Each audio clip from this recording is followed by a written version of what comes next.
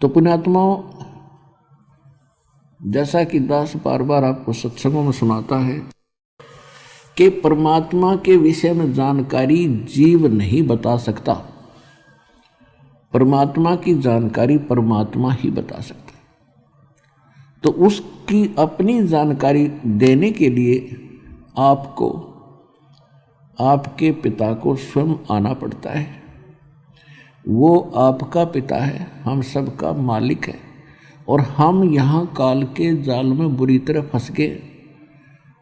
अब हमें तो ज्ञान नहीं, क्योंकि हमारी तो बुद्धि काल ने सीमित कर रखी है कि ये तेरा बेटा या तेरी बेटी, ये कार और तेरी कोठी, या जैसा भी सिंपल गुजारा है, और इसी व्यवस्था में हमें फाइनल करके छोड़ दिया। और किसी भक्ति के लिए आत्मा तड़पती रहती है, उसके लिए एजेंट छोड़ दिए, नकली दूत, अपने झूठे नकली संत, और ये केवल इन्हीं देवता और ब्रह्म, मैक्सिमम ब्रह्म तक की साधना ये जानते थे, और ब्रह्म स्वर्ग लोक तक की महिमा गाया करते थे। स्वर्ग, और स्वर्ग आपको बता दिया था कि रेस्टोरेंट है, वहाँ अपनी पूंजी नाश करो, फिर आके यहाँ धक्के खाओ, भटको। तो उस ज्ञान को बताने के लिए परमात्मा स्वयं आते हैं, और वो स्वयं सतगुरु होते हैं। सतगुरु का अर्थ होता है जो केवल सच्चा ज्ञान दे। अब आप बुद्धिमान समाज है, एजुकेटेड है, दास के सत्संग और प्रमाणों से सुनकर के परमात्मा अपने सतलोक से चलकर आते हैं, सहशरीर आते हैं, और वो 3 प्रकार से लीला करते हैं। पूरे असंख्य ब्रह्मांडों को का पालन पोषण करने के लिए और इनको संभालने के लिए वो 3 प्रकार से लीला करते हैं। एक रूप में परमात्मा ऊपर के लोक में सिंहासन के ऊपर विराजमान है, और जैसे राजा बैठते हैं मुकुट वगैरह धारण करके, ऊपर सिर पे छत्र है उनके, और बहुत सुंदर उनका शरीर है। एक रोम में, एक बाल में करोड़ सूर्य मिला दे, करोड़ चंद्रमा, तो भी फीके पड़े। इतना नूर है, इतना प्रकाश है भगवान की बॉडी का। तो वो परमात्मा एक रूप में वहाँ रहते हैं। परमात्मा के अंदर बहुत पावर होती है, वो अनेक रूप भी बना सकते हैं। दूसरी प्रकार की लीला वो करते हैं, प्रत्येक युग में एक शिशु रूप धारण करके, और किसी सरोवर में कमल के फूल पर आकर विराजमान होते हैं। कमल के फूल पर ना धूल होती है रुकती है, ना गारा रुकती है, ना जल रुकता है, स्वच्छ होता है, इसलिए परमात्मा उस पर आकर विराजमान होते हैं।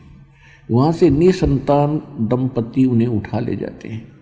ये फिर वो धीरे धीरे जिस भी वर्ण में वो जाते हैं बालक रूप में, और उसी में वो अपना उसी क्रिया को करने लग जाते हैं।